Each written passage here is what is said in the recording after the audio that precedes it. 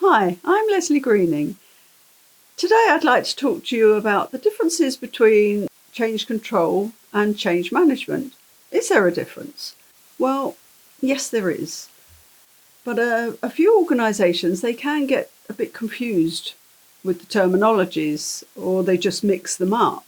And if you're not not experienced with project management, you could get confused yourself.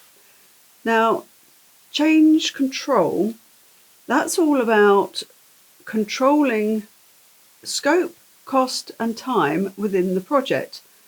When you set up a project, you establish what the scope is, you get it agreed and approved.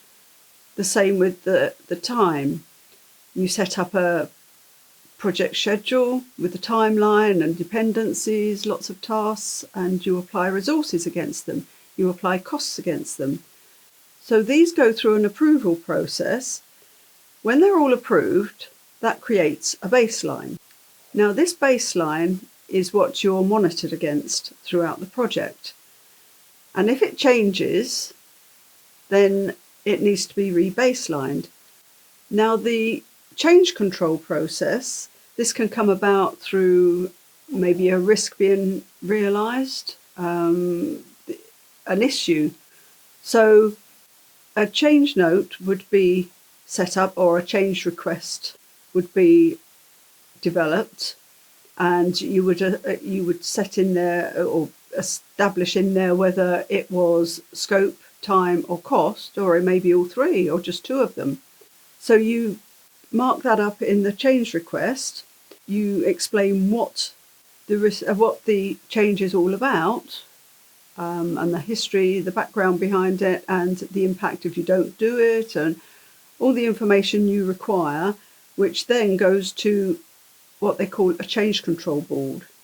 Now, some people call that a change management board, but the Project Management Institute and the Project Management Professional Credential, they call it a CCB, which is a change control board, which I think is more apt. It applies more to the change control process. So this is what the change control is. So change management is all about managing the impact of the project that you are developing, that you are managing. It has to tell people or communicate to people what is happening, either throughout the project or what's going to happen at the end of the project. Now, it could involve other industries, government, the general public, in which case you would have the public relations side, or the PR.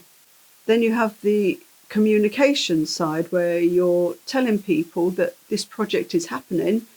These are the changes that are going to happen when the project is established and the deliverables are complete. So you're warning people and you're giving them enough notice to adapt. Another thing that's included in the change management is training. Often you need some sort of training, whether it just be a quick online thing, whether it's just one sheet of information, or it could be a whole training course, a week's training. Depends what is being delivered by the project as to what training is required. But all that needs developing, all the course needs developing, the scheduling of the training. So all this needs to be considered. So change management is about the training, communications, and any public relations. Change control is controlling your scope, cost, and time within the project, so you don't get things like scope creep. I hope this has made it clearer for you, and especially if you are like me that have been in some organisations that mix the two terminologies up, it can get a little bit confusing. Okay, that's all for now. Until the next time. And if you found this information useful, please click the like and subscribe button. Many thanks. See you again.